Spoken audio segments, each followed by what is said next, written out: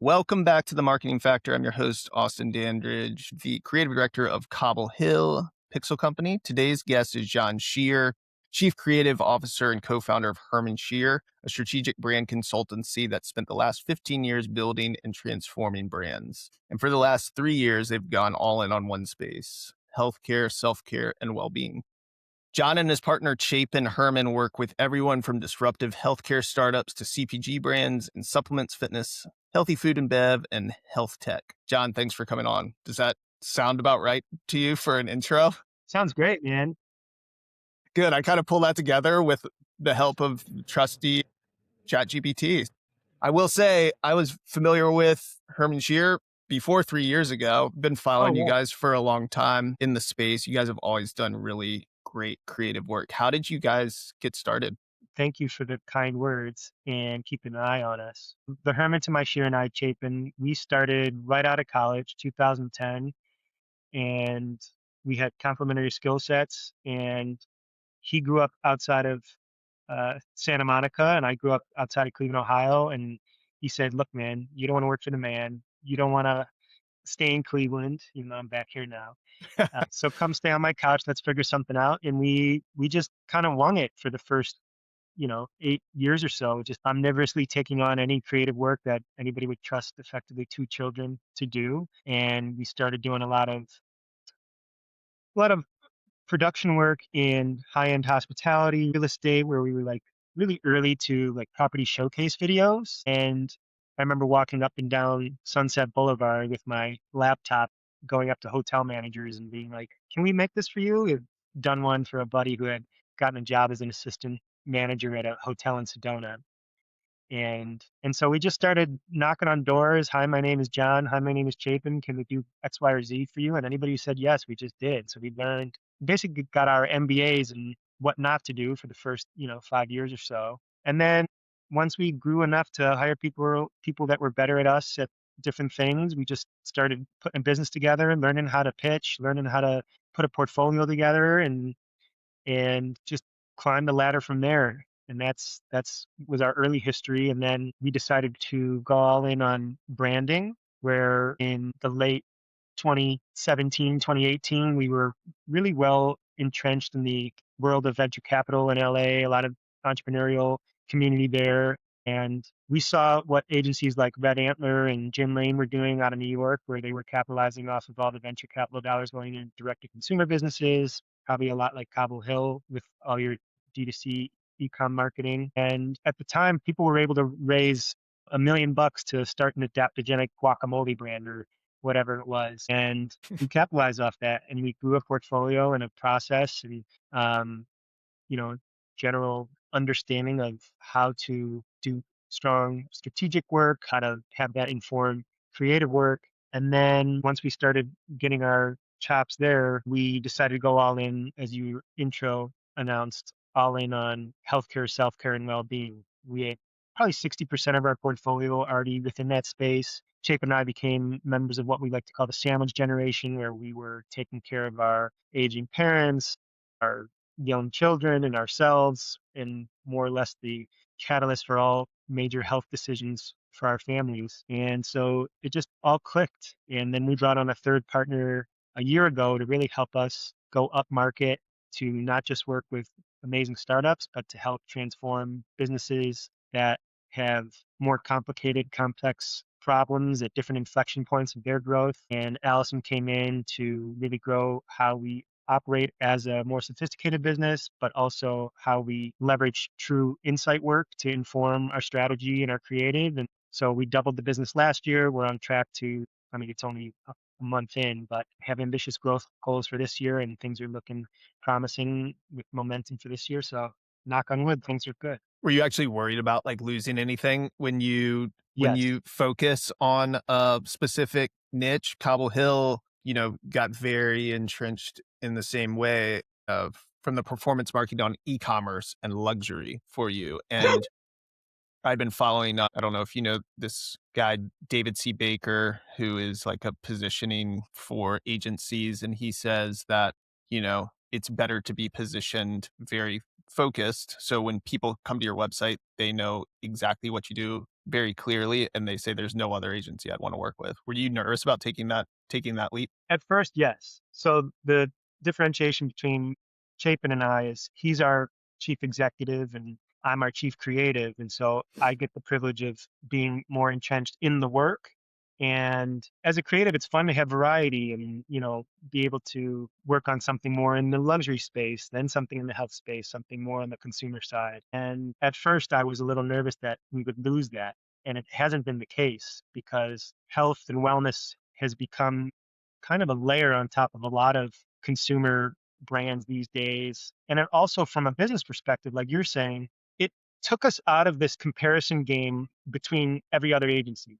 Because for the businesses that do what we do, great creative it's not that uncommon. There's, dozens of agencies that you pull up our portfolio against theirs. No, you can't. Obviously, I'd like to say we could compete, but for it really just came down to rapport and relationship and fit or whatever else. But now it's a decision. And now businesses that work with us, they're not making comparison, they're making a choice to work with us. And I feel really proud of that. My creative side is still getting, I'm still intellectually challenged. There's still a lot of breadth in the work that we do. So it's been great. Yeah, I mean, it took you guys a while, 15 years to find that product market fit. You were optimizing, sounds like, towards really great creative, but realizing now that having a specific niche to kind of double down in, do you, do you find that you still have new business work that comes in that is asking you for something that's outside of that particular, like, let's call it health space? And are you consciously just turning that down? No, we're not consciously turning it down. One of the things that I think is to our advantage is divergent thinking. Like, how can we apply some of the principles and frameworks from which we have gone through developing great work for brands in the space that we're in, and how can we apply that to a robotics company or something that isn't quite in the space?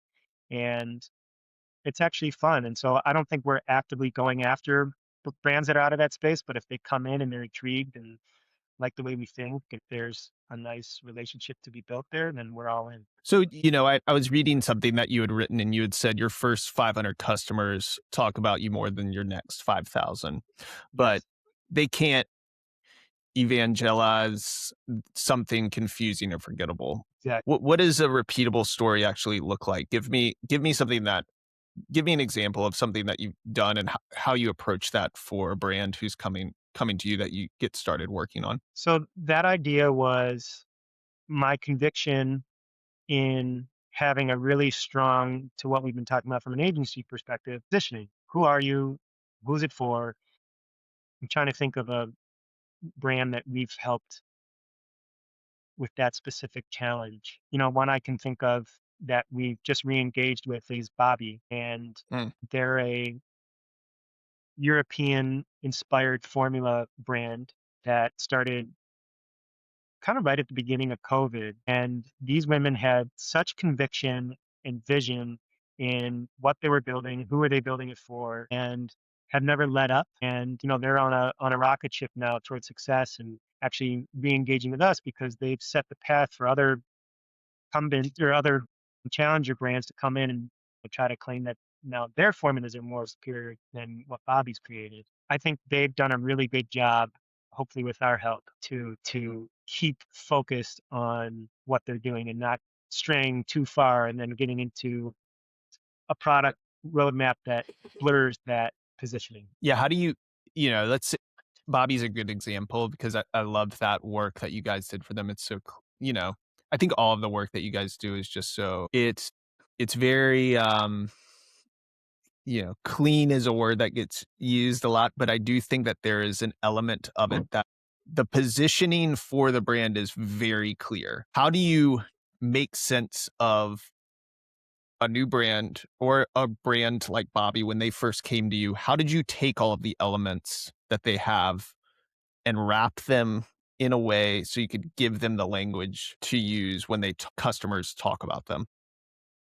I tell you what, I can't take too much credit for the language per se because they were so passionate and they were building this for themselves. So they knew exactly who they were talking to, what was going to tick. But I think what we helped them do was encourage them to stay through that authentic lens and be brave and realize that the Johnson and Johnsons and all these other corporations were they weren't meeting parents where they were and recognizing all of the kind of perils of those early days with babies and just how difficult it really is.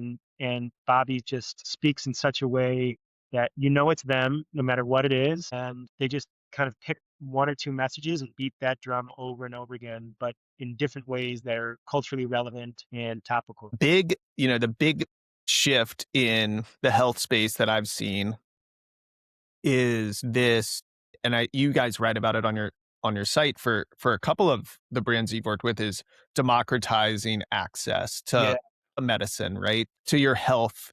Function Health does a really good job of doing this, right? You had a very great post that I thought was super insightful. I've used Function Health, and actually walking into and getting your blood drawn, they're not making that experience any different, right? You're going in, you're getting your blood drawn at a pretty gross place, to be completely honest. Oh, It's not like a white glove service that they're offering for getting your blood drawn, but what they're doing is they're packaging up the way that you're interpreting those results in a way that makes it so much easier than having to go to just like a general practitioner and get those. How do you continue to push that forward and push the evolution of how brands are thinking about that when everyone wants to say, hey, we're democratizing health, right?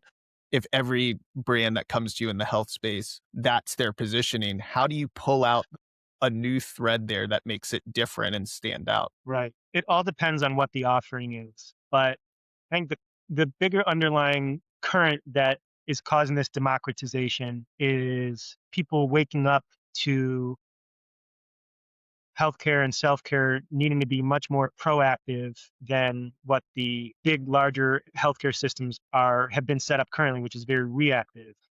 Medicine to date has been very treat what's wrong, and I think the big cultural shift is now going towards prevent what could go wrong. And function is a great example of that, where you are proactively testing hundreds of biomarkers out of pocket so that you can get clarity and insight into what's happening in your body. And I think that same preventative lens is now being applied to all sorts of different modalities and offerings. For instance, our clients, Mayo, they are a physical therapy clinic, and they started up in Canada where you can go to a physical therapist like Mayo and it's paid for by the state.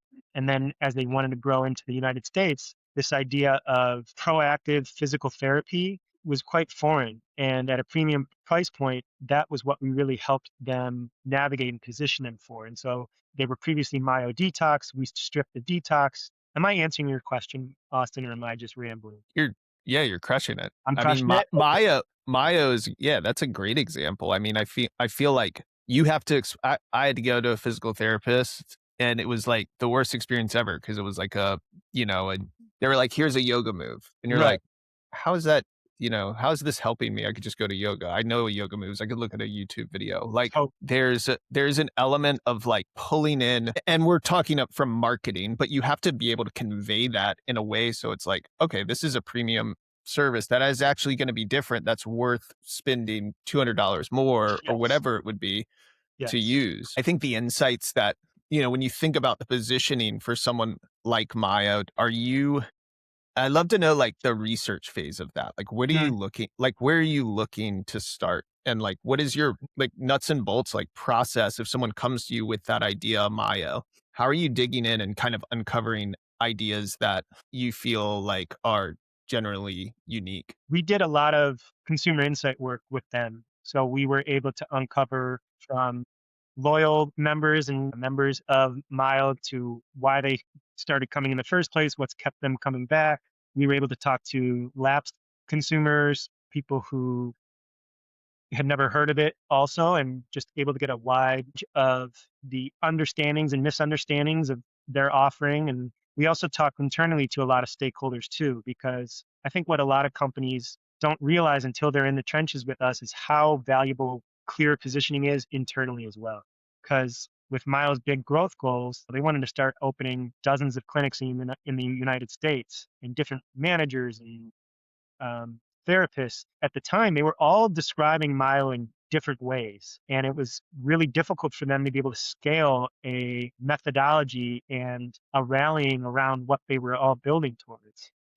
And so understanding one of the big insights was that the name detox affixed to myo was misleading and intimidating and just didn't need it. And internally, they were already calling it myo. So we like to think of it like that scene in The Social Network when Justin Timberlake, who's playing Sean Parker, goes up to them and says, drop the for Facebook. And so, yeah, that was like that. So that was one of the big cool insights out of myo. And then the other was the special thing about Myo was that they did traditional physical therapy, they did massage therapy, chiropractic work, myofascial work. And so all their different specialty therapists all would kind of prioritize their angle in on how they practice. But their consumers were like, it's just physical therapy. And all that nuance, and it was confusing internally and externally. And so we just said, why don't we wrap it into this idea of modern physical therapy?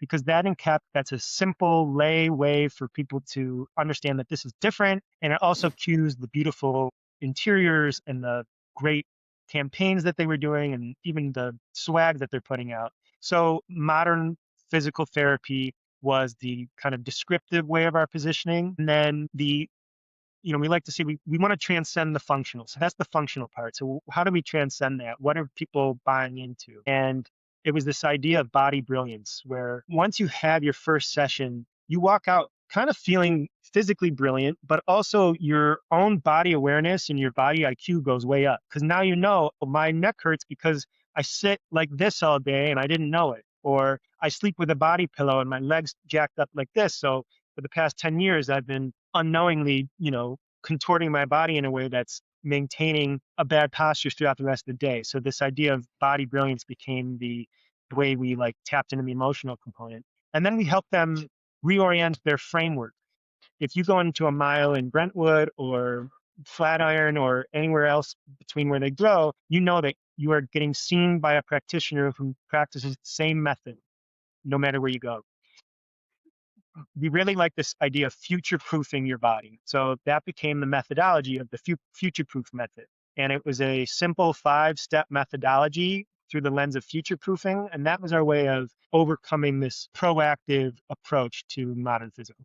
Those are the most fun projects where you can kind of get involved in even outside of the term marketing, right? You're Yes. getting involved in like the business side of things. And those are the ones that where you feel like you can really shape a brand and shape the position. And it's also incredibly, there's a lot of responsibility that comes with that too. How do you convince like stakeholders along the way that are you that this is the right way to do things? Are you consciously are you looking at different are you using analytics to like kind of give you insights here, or are you kind of doing this just based on gut and feel? I think there's a healthy mix between intuition, but also mirroring that with true insights. For Mile in particular, we did a lot of qualitative interviews and we also did quantitative survey. And, we were able to show all the stakeholders and leadership of Mile that, hey, people don't know what the hell you're talking about with X, Y, or Z. And or internal surveys, which in the case of Mile, Scott, their CEO, he's just amazing and really appreciated and understood the value of all of the lens from which we were approaching the brand work. So that isn't always the case, to your point, but I think our internal philosophy and what we tell clients early on is that to us, brand is business. And for those who value it, they buy into it and they kind of have that perspective coming through the entirety of the process. It's you have to think too, like brands that come to you that maybe aren't as they're more startups, right? Mhm. It's hard to take, maybe there's just it's founders, maybe a employee or two. They don't have as much quantitative data on hand. How are you guys using AI as a business to like shape the creative process? AI has become a way for us to give more time to do the critical thinking, to execute on the actual work versus, for instance, it helps us put together onboarding forms and find any inconsistencies between stakeholder inputs and things like that early on in the process. It allows us to get, early drafts of, be it messaging or insights, and kind of consolidating and summarizing some of our inputs. But I have found that it is not a press a button and present it back to the client yet, which is a good thing. But it just has become, I like to think of it kind of like I felt like we were doing a lot of work like long division by hand, and now we have a TI 83 plus, Mhm. um, and just allows you to think faster, iterate quicker, and kind of suss out early ideas. But I don't, it hasn't become a replacement for anybody. I had an interesting email pop into my inbox. What one of our oldest clients has a restaurateur, mini restaurants, and he has a Substack. And he wrote that he recently redesigned one of his restaurant websites using Claude Code Mm, over the course of a week. And he's not technical at all, just a very intuitive, smart person. And he said it was the best website he's ever gotten from anyone. And I was like, oh man, we designed some websites for you over the years. But I looked at the site and I was like, it's not the best, but it's good. It was good. And he did it, essentially just using Claude, so, free for the most part. Where do you see the shift going for brands using AI for the digital space? Like, do you think that more and more brands internally will start using tools like that to to shape the way that they design? probably. And I think in the case of your old client, he probably said it was the best because there was a lot of pride. Here's something that he's paid hundreds of thousands of dollars over the course of his career, paying other people to do websites over the course of months at a time. And he was able to just go from his ideas to execution. So there's a lot of pride in that, and it just, it feels good to be able to take what's in your head and then see something come to life quickly that at least matches close to where your ideas are. So I get what he's saying. And I think we have found a lot of people will, we always start off with relatively basic onboarding form. And we've gotten some AI slap back, which is just like people taking our questionnaire and putting it in a chat GPT and then sending it back to us. And it's incomprehensible. So, and I've had creatives come back to me in creative reviews with creative that they've put through whatever, be it Claude or GPT or something like that. And so I encourage people to experiment, but ultimately what it comes down to is the ability to direct it. And it's just another tool. I don't know. I don't think we've done a whole lot of work with generative AI, but I think the biggest advantage is that you don't have to have as big of a practical production, but you do need to do a whole lot of pre-production, a whole lot of work to ultimately get what you need out of it. So I don't think it's this one button towards a finished asset. I'm sure, you're on LinkedIn. You can tell people's posts that are written with AI and you immediately go, and that's Y- the same with all the creative that you're going to see in your ads. I mean, Yeah,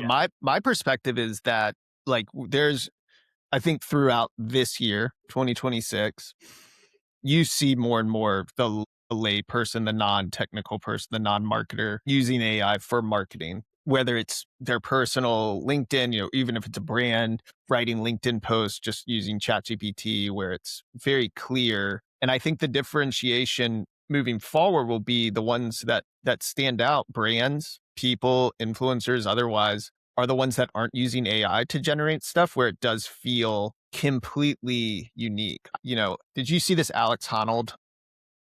mm, So he's this free, did you ever see Free Solo? Do you know yes, what this, yes, yeah. yes. So he did this thing on Netflix where he scaled the tallest building in, it's either the world or China. It's called Taipei 101. And he did it live and he did it without anything. Yeah, I saw, yeah. And I was like, I mean, AI is never going to replace something like that. No one wants to, it's not going to replace live sports. It's not going to replace the elements of the actual experience of something, right? And I think if brands can use AI to maybe as a tool in the toolbox, but not to necessarily define what they're doing or define the way that brands are speaking. Any sort of generic content that you get from ChatGPT for your brand speak is going to be very clear to the customer. And I Totally. th- and I think that that's why knowing how to use the tools is important, but having someone who has many years experience seeing this through, whether it's for a specific category or across multiple categories, you have more credibility towards like defining what the purpose is and how to solve an actual problem. I mean, it just reinforces, you've been a creative director your whole career. It reinforces our jobs, right? To direct, you just think about these tools as a mid-level creative that you have to guide through it all. Yeah.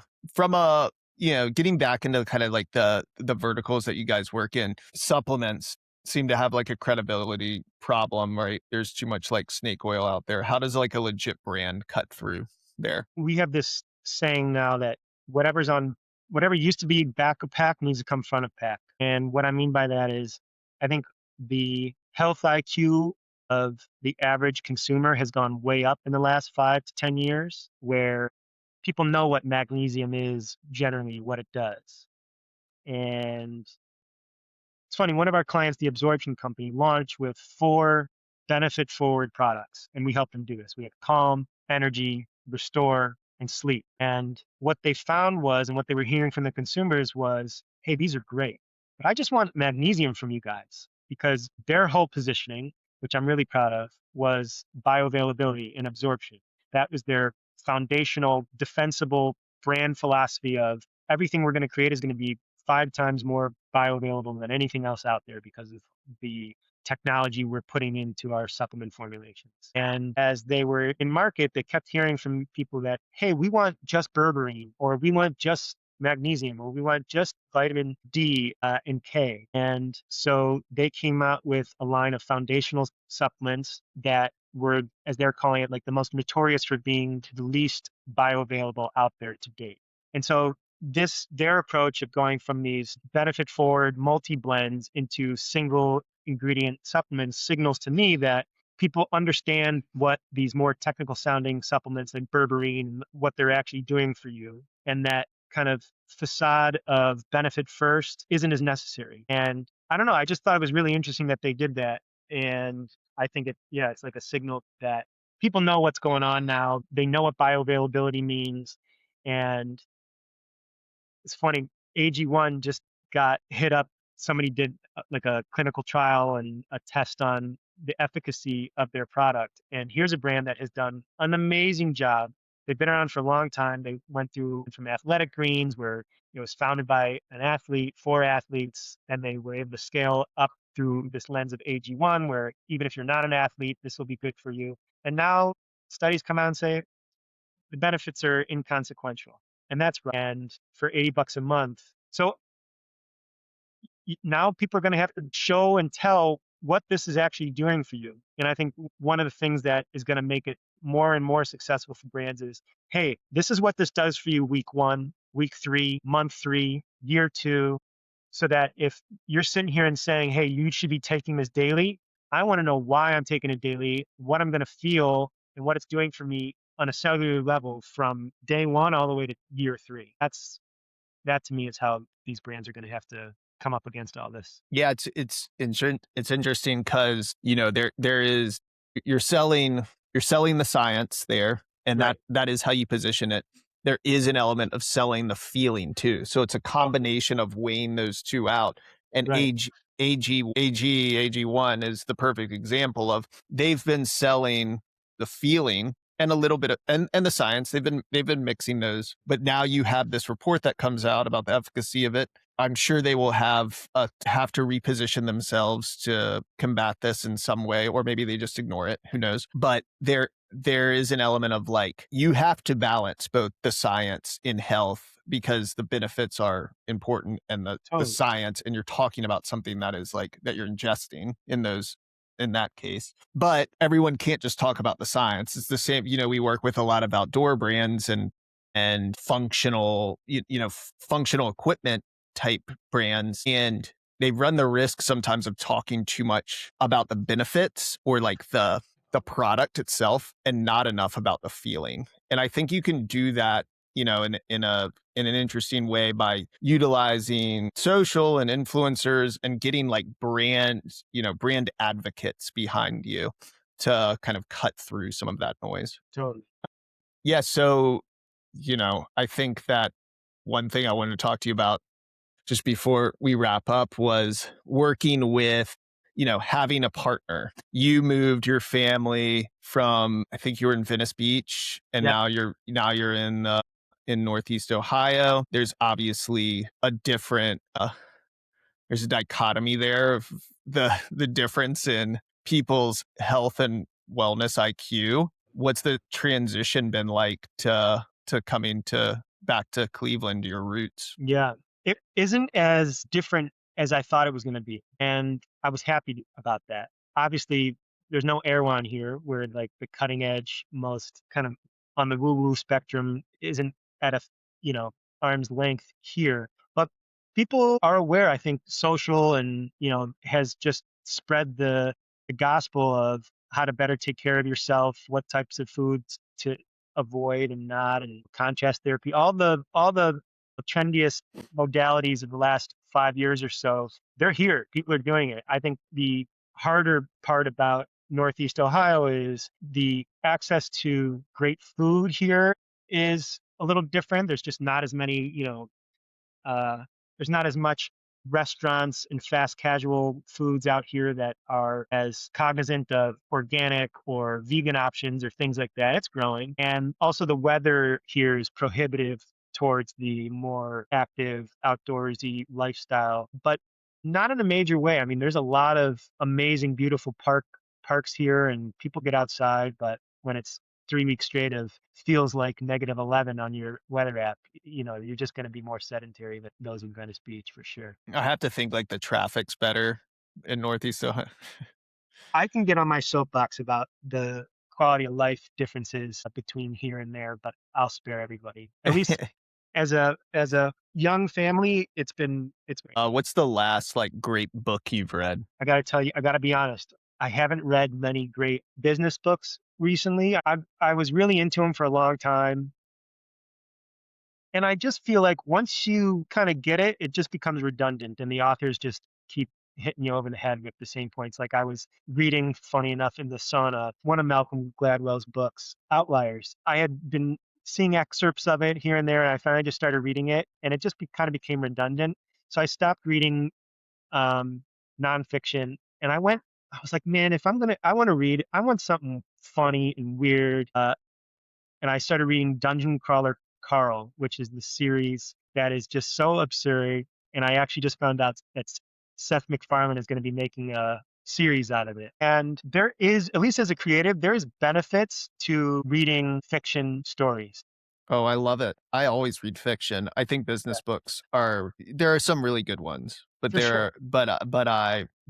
you can inundate yourself by reading too many business books and just missing the point completely, I think. And when many things could be a blog post or a simple phrase to kind of understand that, but Totally. there's nothing better than fiction. John, it was great having you on. Where can people learn more about you? I'm sure they can go to the Herman Scheer site, but where else can people find your great work? Thanks, Austin. This has been fun. Great getting to know you. Yeah, herman-scheer.com, Scheer. And that's a great place to see our body of work. But also, I'm pretty active on LinkedIn, throwing out some thoughts here and there. And that's where we are. Cool, man. Thanks. Thank you.